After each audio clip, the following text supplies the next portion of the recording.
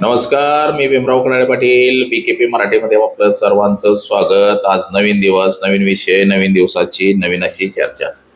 आज चर्चा घेऊन आलोय म्हणजे काल सुप्रीम कोर्टामध्ये केंद्रीय निवडणूक आयोग ज्ञानेश कुमार यांच्या निवडीची तारीख होती. जी निवड प्रक्रिया झालेली आहे त्याबाबत एक याचिका दाखल आहे सुप्रीम कोर्टात आणि त्याची काल तारीख होती. तर त्या तारखेला सुप्रीम कोर्टानं असं ज्या फटकारलंय मोदी सरकारला, ती निवड अवैध होईल असं सरकारनं सांगितलेलं आहे.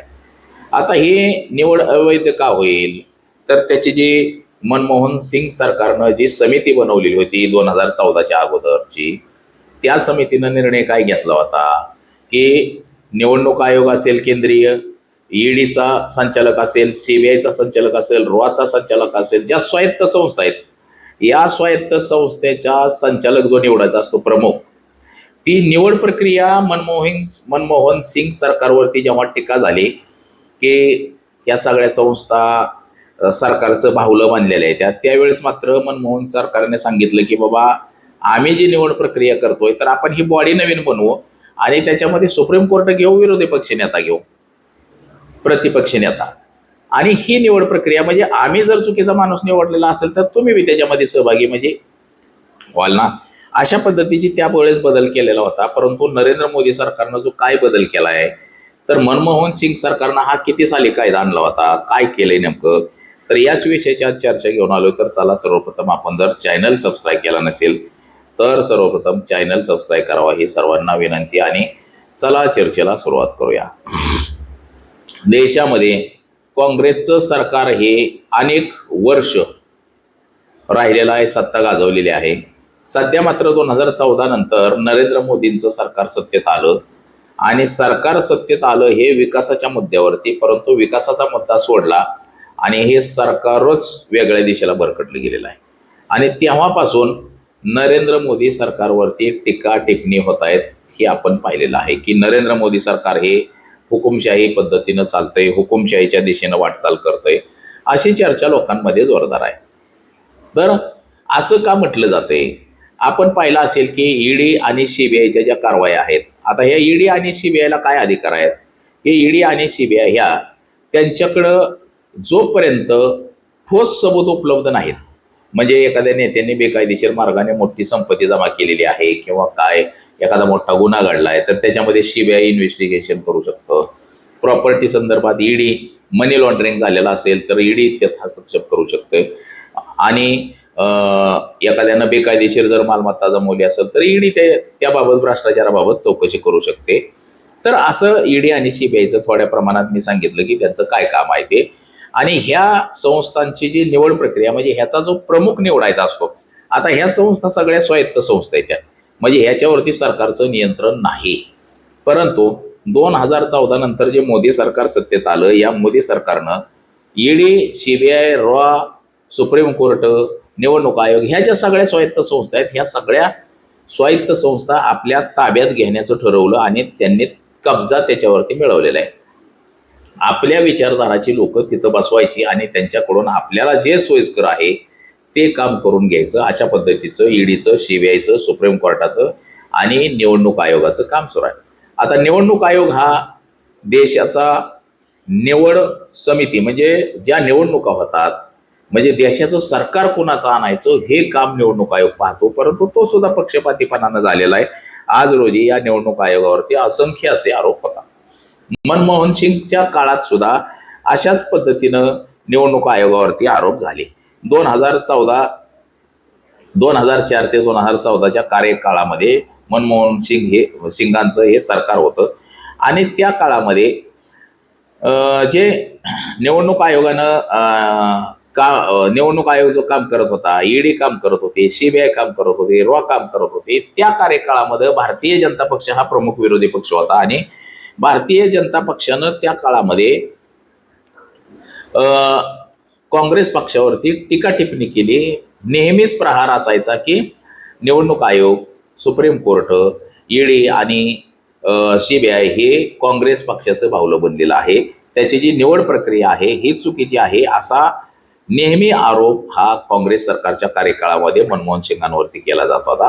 त्यानंतर मनमोहन सिंगाने असं सांगितलं की 17वी घटना दुरुस्ती केली, ते राज्यसभेमध्ये मांडलं आणि ते मंजूर करून घेतलं. त्यामध्ये असं सांगितलं गेलं की बाबा आपण जे ईडीची संचालकाची निवड करतो, सीबीआयच्या संचालकाची निवड करतो, आपलं निवडणूक आयोगाची निवड करतो, तर ही निवड करत असताना एक समिती गठीत करू. ती समिती काय असेल तर देशाचा पंतप्रधान असेल, देशाचा विरोधी पक्षनेता असेल आणि न्यायपालिका म्हणजे सुप्रीम कोर्ट असेल, असं सांगितलं गेलं. आणि या दोघांच्या शिफारसीवरून निवड केली जाईल असं सांगितलं गेलं आणि तसा तो कायदा बनवण्यात आला. त्या कायद्याची अंमलबजावणी झाली आणि त्यानुसार पहिली निवड झाली. मात्र 2014 पासून 2023 पर्यंत हे सगळं सुरळीत चाललेलं होतं. त्याच्यामध्ये थोड्याफार प्रमाणामध्ये असं तसं झालं, परंतु काही प्रमाणामध्ये त्याच्यामध्ये नरेंद्र मोदी आणि अमित शहा यांच्याकडून जुक्तमात देण्यात आलं. कायदा अक्षरशः तो कायदा सुद्धा बदलण्यात आला.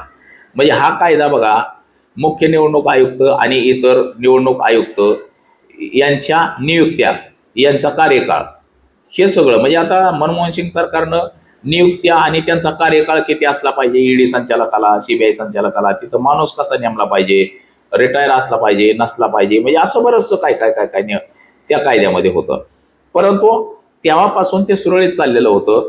नंतर अचानक नरेंद्र मोदींनी ते मध्येच तो कायदाच रद्द करायचं ठरवलं. 21 डिसेंबर 2023 रोजी हिवाळी अधिवेशनामध्ये संसदेच्या लोकसभेमध्ये आणि राज्यसभेमध्ये नवीन कायदा लागू केला नरेंद्र मोदी सरकारनं की ह्याची जे निवडणूक आयोग म्हणजे केंद्रीय निवडणूक आयोगाची जी निवड आहे, ही निवड प्रक्रिया, या निवड प्रक्रियेमधून सुप्रीम कोर्टाला बाजूला केलं जावं आणि त्याच्यामध्ये कायदा मंत्री घेतला जावा, असा एक आदेश पारित केला. आणि त्याच्यावरती राष्ट्रपतींची सही वगैरे घेतलं. राष्ट्रपतींना सुद्धा काय वाटलं नाही की त्याच्यावर सही करायला चुकीचं होईल, काय होईल.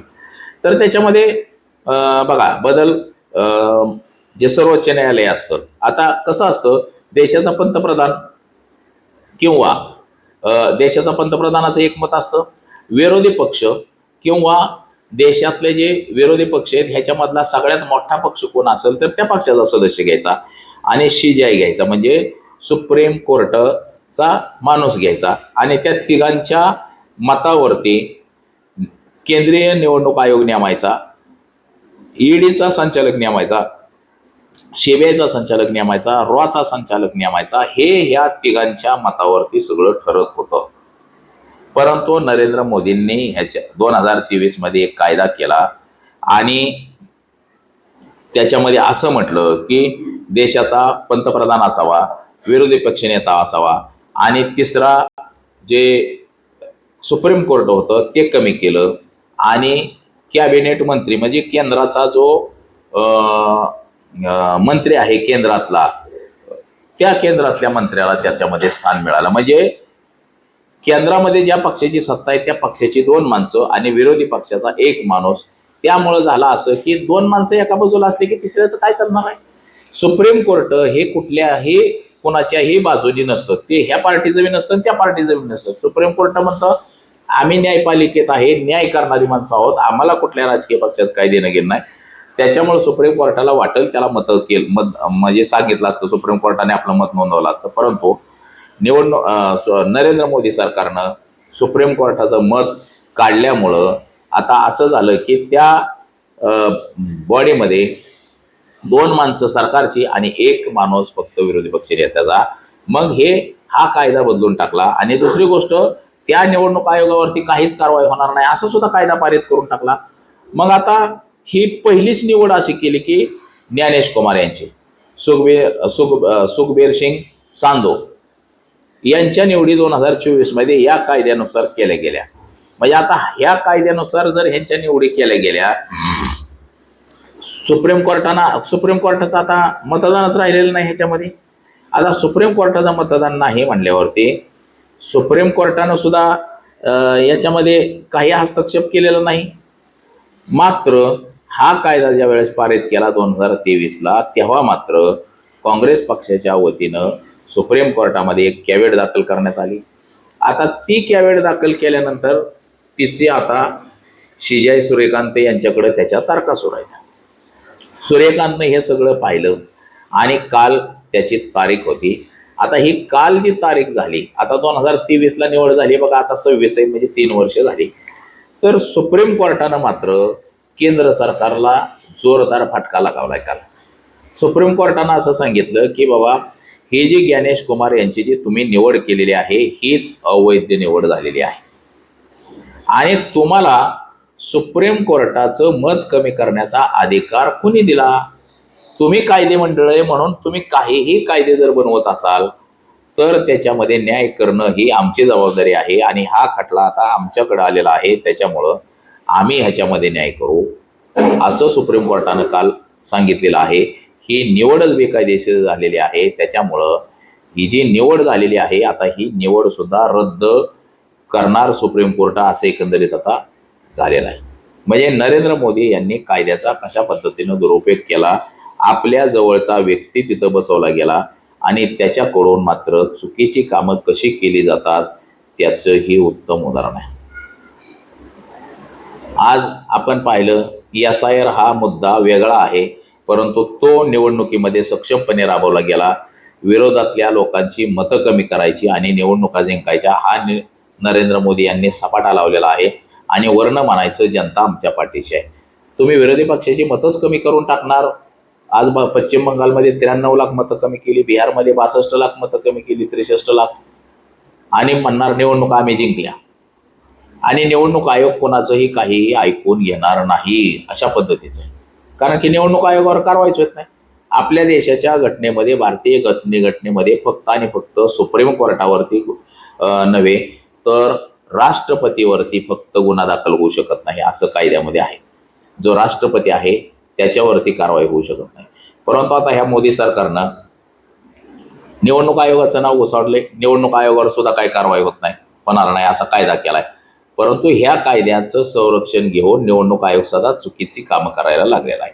परंतु आताचा हा सुप्रीम कोर्टाचा जो खटला आहे या खटल्यामध्ये मात्र नरेंद्र मोदी यांना दणका बसला आहे आणि हा कायदा जर रद्द करून टाकला सुप्रीम कोर्टानं तर मात्र याची पुन्हा निवड सुप्रीम कोर्टाचं एक मत, विरोधी पक्षाचं एक मत आणि पंतप्रधानाचं एक मत अशीच होईल असं एकंदरीत सध्या आपल्याला दिसतंय. तर बघा आज एवढंच. माझा सहकारी कॅमेरामन अनिकेत समी भीमराव कडाळे पाटील, BKP मराठी, इंदापूर, पुणे.